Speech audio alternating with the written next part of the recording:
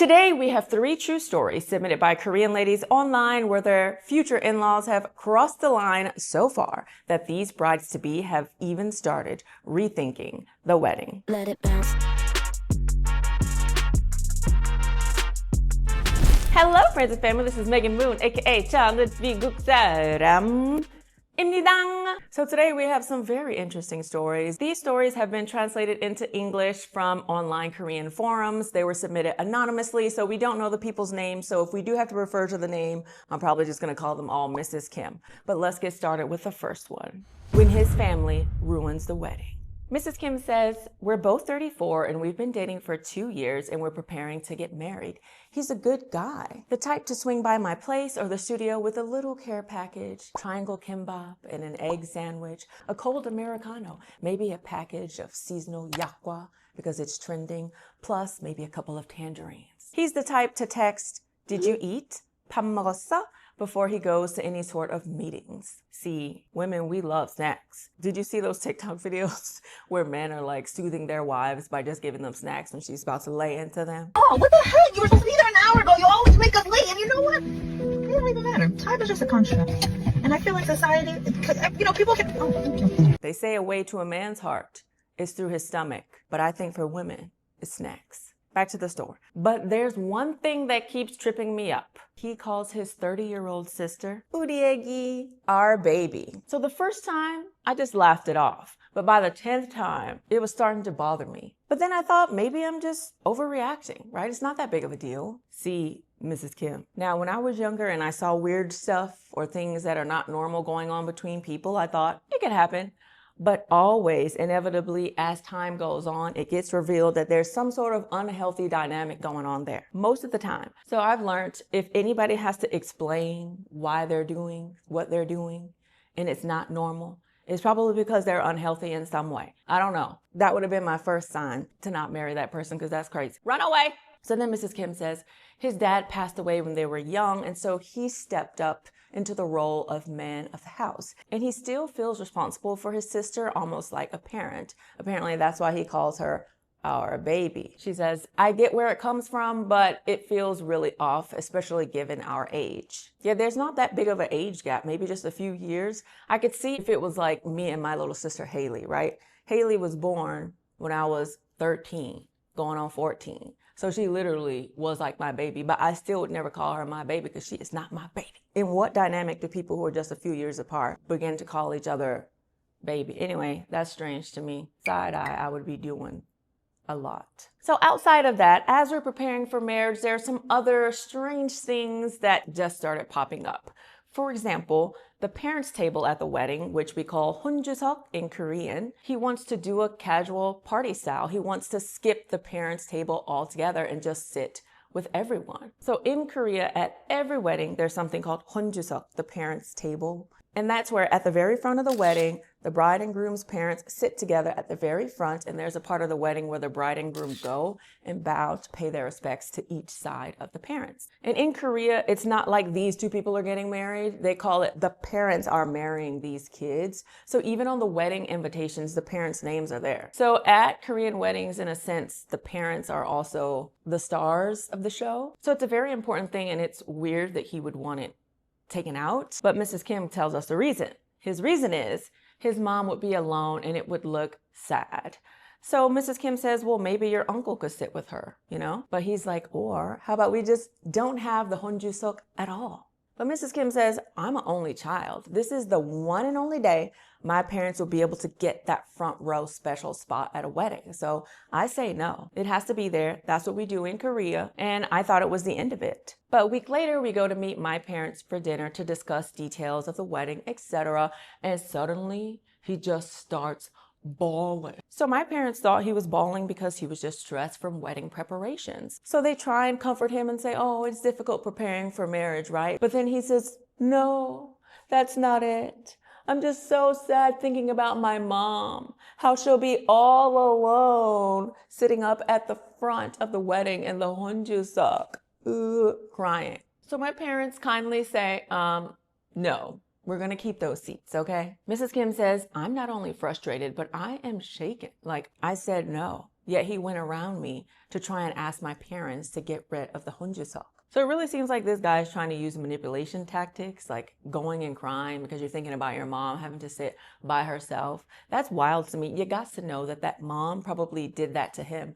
I don't want to be alone sitting there crying, boo-hoo. These are not the people that you want to be entangled with. But I think what they don't realize is that it's weirder at a wedding if there is no hunjusok. Then Mrs. Kim says, another uncomfortable thing happened when it was time for our wedding shoot. The night before the wedding shoot, my fiance texts me and says, hey, so my mom and my baby want to attend the photo shoot tomorrow. So I say, no, this is a couple shoot. So then he says, but I'm my mom's only son. She really wants to participate in this wedding. Just please let her come. Again, I say, no, I'm going to be very uncomfortable if she's there. So I thought that was the end of it. But the next day, they show up to the photo shoot and they are full on makeup, head to toe, and dressed to the nines. Girl, don't tell me they're trying to get in the photos too. During the times where the groom was having his solo shots, his mom would try and step in and ask the photographer, let me take a picture with my son, please. So the photographer explains that this is a couple shoot and the room goes quiet and all of the staff in there are sort of giving us a side eye like, this is weird, what's happening? But the mom keeps trying to butt in and the photographer keeps telling her, no, this is a couple's shoot. The photographer was getting really irritated with her. So when I was going into the dressing room to change into my next outfit, I come back out and what do I see? They are under the lights. His baby, his mom, and him are taking family photos. My stomach drops and the photographer sort of gives me a look like, why? So I go over to the photographer and I say, oh, I'm so sorry. I'll pay extra to cover this extra family photo. Why am I having to apologize to keep the peace? And it's my wedding shoot. Ooh, yeah, I don't know about that. If it was me, I would really be reconsidering this marriage because this is only a glimpse of what's going to happen later. After you get married, that mom-in-law and that baby is going to feel so much more entitled to your time, to your space, and they're going to be crossing all sorts of boundaries. Mrs. Kim, I really hope that you run away. But that's not all that happened in the story.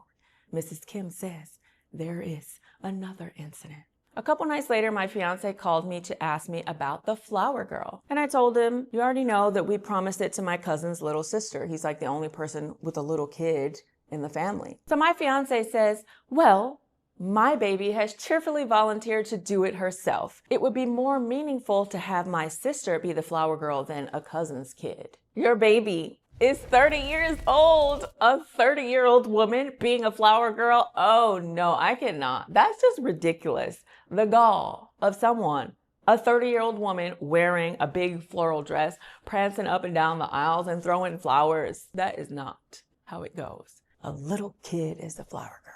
So I said to my fiance, where have you ever seen a 30-year-old woman being a flower girl? My fiance responds, well, there's no law saying that it has to be a little girl. My sister's just trying to do something nice and be a part of the wedding and be a flower girl for us. What's the big deal? I still say no. But anyway, we have a big fight, but we eventually cool off. Although I have this very weird feeling, he said that she just wants to participate and be a part of the wedding. What's the harm in that? I think maybe I'm just overreacting. Maybe it's not that big of a deal. Maybe I'm being irrational. Maybe I'm just thinking too much into it. Oof, that is self-gaslighting. I think sometimes people in situations like this, they want to see the person for good and they sort of ignore all of the red flags until later they come and bite you in the butt. I think in a case like this, we already have sufficient evidence to know that he is somehow enmeshed with his family and he's always sort of gonna wanna have them into everything that you guys do. And in many cases, probably put them above you. If right now in the dating phase where you guys are not even married, he feels entitled to bring his family into everything, I just feel like after marriage, it's gonna be 1,000 times worse. Mrs. Kim, please run away. And another big flag for me is that when she says she's uncomfortable with stuff, he always says, well, they just want to do this. Well, they just want to do that. It's always an excuse. He's never validating her concern, right? He's never saying, oh, you know what? You're right. It could be weird to have a 30-year-old girl there. It's always, my mom wants to do this. My baby wants to do that. But he never really cares about what she wants to do. And that is a telltale sign for me. I feel like throughout your whole marriage, he's definitely going to put his mom and sister's feelings on what they want to do over what you want to do. What they want to do is what he wants to do. And you're always going to be button heads with them. Mrs. Kim says, that's not all. There's more. A couple days later, my fiance calls me and says, "Good news! My mom got a boyfriend, so she won't be alone at the parents' table." But before I could answer, he said, "Let's reprint the wedding invitations and add his name onto the invitations." But the problem is we've already mailed the wedding invitations. I mentioned earlier that in Korea, the wedding invitations have the parents' name on it. But it's like, what is she going to put? A boyfriend that she just met? My mom and her new boyfriend. That's just weird. You don't put a new boyfriend on a wedding invitation.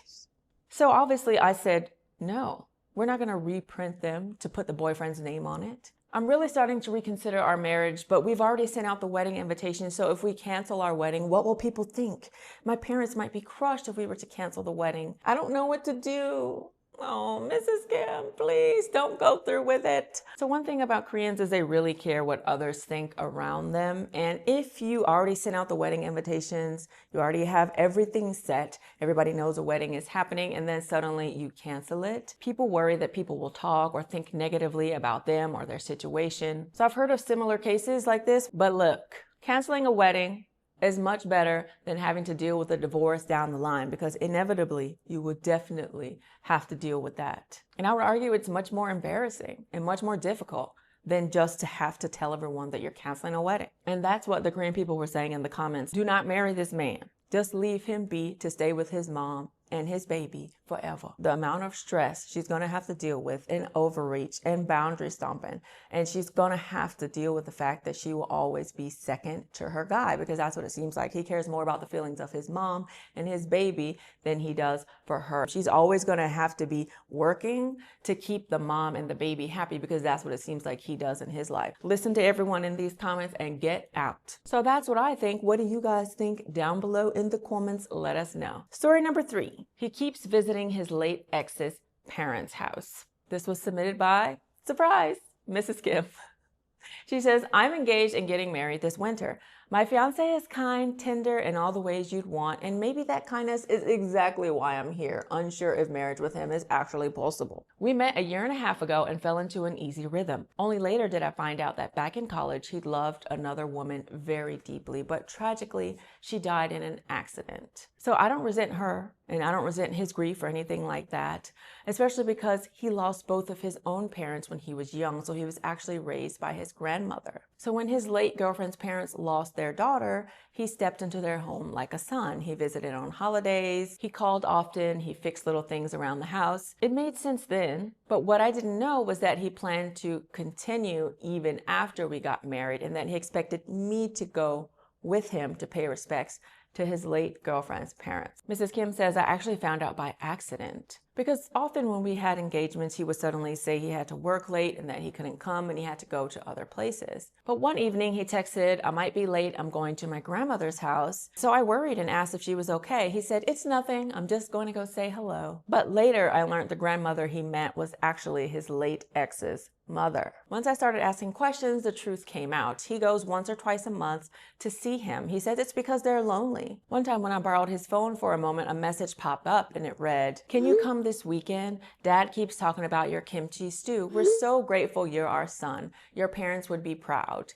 He had replied, 'I'll come Saturday. I'll bring the ingredients.' Reading it, my feelings rushed in from every direction. I felt like a guest in another family's story, like a daughter-in-law to a house that wasn't mine. And I found out on another occasion on Christmas when we had a date planned, we were out having dinner, he gets a phone call and says he has an emergency, he has to leave. I found out that that was his late girlfriend's parents calling and asking if he wanted to come and have a ceremony for the late girlfriend's birthday, which happens to be on Christmas. So he ended our date to go over there to have a birthday party for his late girlfriend. See, now this is where it gets a little bit tricky, because this whole time he had been lying to her about it, canceling dates with her. That is where I sort of have the issue, right? Like, he was lying about it, so she didn't know that he had been going to see them all this time. He thought that he just had a lot of work, stuff, etc., but he's been lying. And canceling a date for her to go celebrate your late girlfriend's birthday, to me, I have a problem with that. Like, I could see if they were married for years and years and years and she suddenly passed away, maybe But even still, just someone that you dated for a few months, you just latched onto her parents. So you're leaving your current fiance to go celebrate your late girlfriend's birthday. I don't know. That's wrong to me. And I think that definitely would breach the trust because he's been lying about it. So Mrs. Kim says that she confronted him and said, "Why did you lie about it?" And he said, "Because you probably wouldn't like it." So I think through his actions, he's basically saying her and her family is sort of more important than us and what we might have, and they are the priority. So although Mrs. Kim was upset that he had lied and she felt like the trust was breached, she sort of understood he lost his parents, so he sees these people like his parents, but still, this is someone who you dated previously, an ex-girlfriend.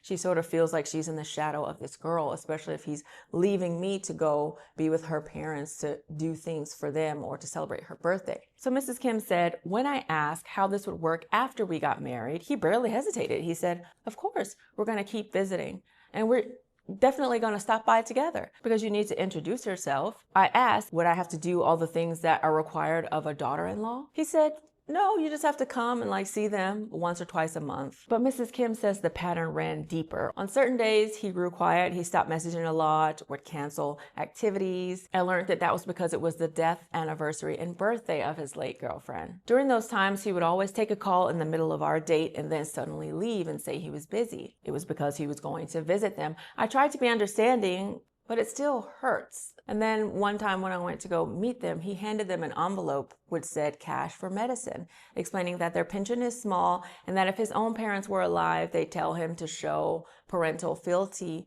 however he could. So not only is he going and visiting and canceling dates to go and celebrate his late girlfriend's death anniversary and birthday, but he's also giving money to them on a regular basis. So while we're planning the wedding ceremony, he said that he wants to invite them to the wedding. He also floated the idea of finding our newlywed home near their place so we could visit more easily. And that's when I snapped. "Who are you marrying, me or your past?" He said I was being unfair. His late girlfriend is in heaven and these elders are like his family now. So I agreed to meet them once. They were kind, genuinely kind. They blessed our future, told me I was good for him, promised to look after what his parents couldn't. But then came words that made my skin prickle. They said, "Thank you for taking our daughter's place." Ooh, oh no, oh no. They're really just using him like a pseudo kid, I guess, since they lost their daughter. But then they also says, "Now we're not lonely. We finally have a daughter-in-law." Mrs. Kim says, "It was meant like love, but it sort of landed like a claim. After marriage, I'll be expected to do daughter-in-law duties to my husband's ex-girlfriend's parents." Oh, see, yeah, that would be a no for me. I do understand in grief, sometimes people come together to support one another, and probably they were both grieving. He came in and they sort of meshed together, but I think it's too much. That's crossing a line there. And I think asking your fiance to go and bless your ex-girlfriend's parents because you loved her so much, that is weird to me. And that's definitely inappropriate, right? If you want to have a relationship with them, then I think that would be fine if you went to see them every once in a while, but twice a month, first of all, that's too much. And then also expecting her to do duties to them and you give money to them, that's a bit much. Those are not your parents. So she says, afterwards, I learned that he even asked their permission to marry me. He told them before he even told my parents, and he waited for their blessing before he asked to get married. He called it etiquette, a gesture of respect, because his own parents are gone. So Mrs. Kim says, I stood there wondering, when a gesture becomes a gate you must pass through to live your life. Mrs. Kim said she asked her friends, my friends think this is well past the line. My friends asked, after you have children, will he introduce them to the late girlfriend's parents as grandma and grandpa? That's also weird and just doesn't feel right, right? It really feels like he's living too much in the past. He has not fully, properly grieved that girlfriend to be able to move on to another lady, I can't imagine what it would feel like to lose a significant other. But I do think you have to grieve and healthily move past it. And I think the parents holding on to someone and saying, well, we lost a daughter, but now we have a son. And then him saying, I'm going to take care of you, because it always reminds him of his late girlfriend, I think is what's happening. It's weird. I don't know. I wouldn't get married in a circumstance like this. And I hope that Mrs. Kim doesn't, because he needs to heal. But I don't know. Maybe I'm missing something too. What do you guys think? Mrs. Kim says, I keep trying to see his heart. He's simply attached to the people who held him when he had no one else. But love can tangle. Loyalty can blur, and I can't shake the feeling that the shadow of another life is stretching across my own. So here I am asking, is marriage still possible in a story like this? Should I accept visiting them a couple times a month as a part of life, or should I draw a boundary and risk breaking something tender inside him? I love him, but I also need a marriage where our home, our holidays, our rituals are ours, and definitely not in the shadow of another girl. Ooh, this one's tough. They never actually said how long he dated that girl. It just said they sort of dated in college, but they weren't engaged or married or anything. So I don't know how serious it could have been, but apparently he just really loved her. But I don't know. I think he needs to properly grieve and set up some boundaries with those people, because if they're already going and saying, oh, we got a daughter, you're our daughter now, feels like they're also trying to replace their daughter with other people. And I don't think that could be healthy. It didn't say if she had other siblings or not, but I'm assuming she didn't, because they would have other children to latch onto instead of this young lad who just came along, right? But I don't know. This is another one of those situations that just feels weird. And as I mentioned earlier, anything that feels weird, that to most people would be a no-no, there's always some sort of unhealthy things attached to it, and it's gonna bring drama and pain later on. Now, while I do think we need to be understanding of certain people, I really feel like mentally healthy people and people who are healthy emotionally, there's a sort of narrow range with when you can operate in. And I feel like anything outside of that later on just causes drama. I really hope that Mrs. Kim didn't go through with the wedding and that she finds someone who's completely healed of whatever past trauma they have so they can fully give themselves to her. Because anyone who would cancel a date with you to go celebrate their late girlfriend's birthday party, something ain't right there, right? You're not going to be the priority in their life that you really need to be. And it's going to be hard for you guys to have that deep emotional bond that you should have as husband and wife. So I really hope that you didn't do it. Let's move on to the second story, which is about a mother-in-law who moves into a newlywed home. It was submitted by Mrs. Kim, and she says, I'm 32. My fiance is also 32, and we've been together for 4 years. We met as a senior and junior in university. We got engaged last year, and we planned a very simple ceremony this December. So instead of having a big wedding, both sides of the family promised to help and contribute equally. They both contributed the amount of 80 million won, which is about $75,000.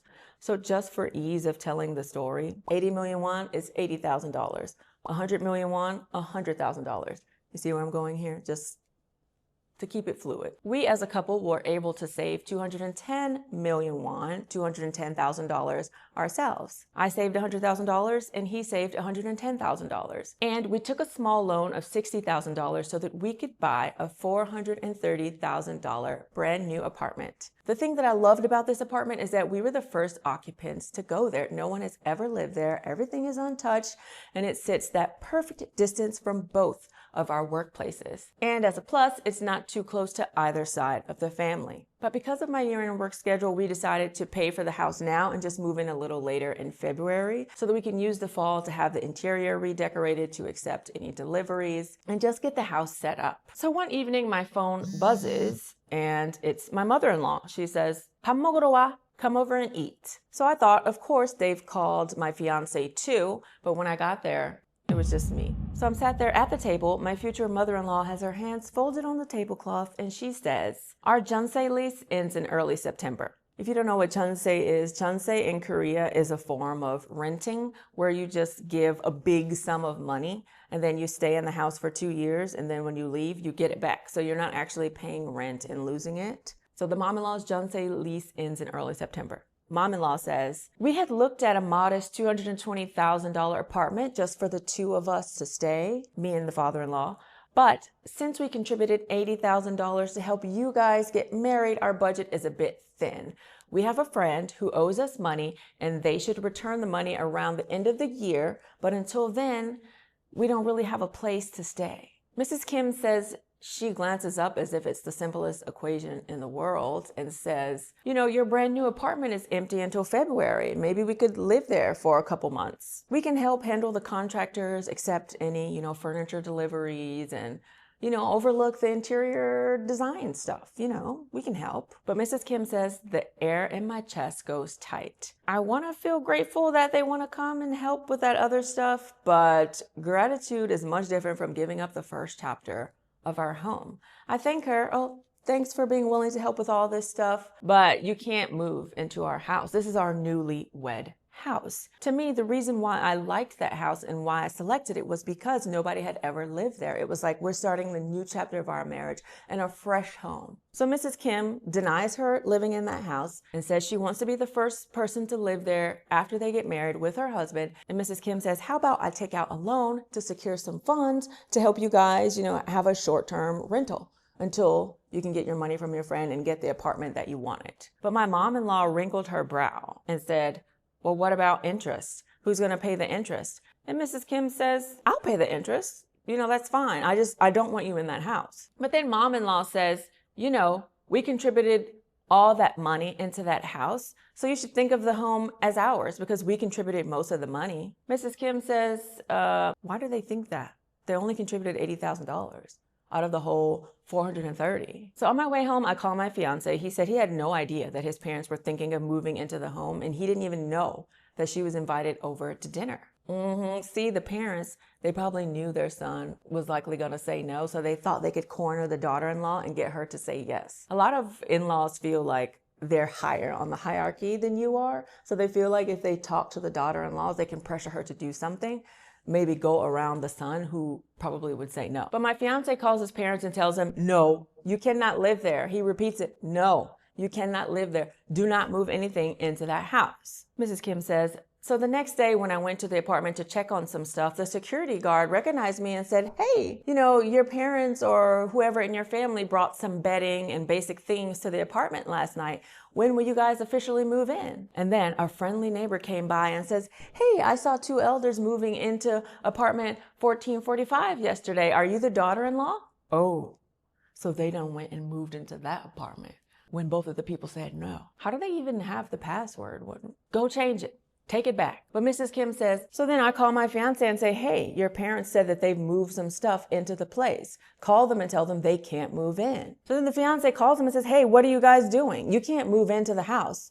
And they're like, oh, we're not moving in. We're just putting some basic stuff in there in the house for you. We're not moving in. But then a couple days later, the management office of the apartment complex calls and says, hey, your unit is showing there's power and water usage. Can you please register your occupant card so you can set up to auto pay the utilities in that place? So they are living and staying there and they are using the utilities. So Mrs. Kim says she calls her fiance again, breathless and angry. What are they doing? He's surprised too, and he promises to check in with the mom. So he calls the mom. The explanation came back very casual and dismissive. We're just watching the apartment while the interior work happens. But Mrs. Kim says every time we say no, a new small box appears. Then there's heavier blankets. Then there's kitchenware. It isn't an official move-in, but it's definitely a slow slide into residency.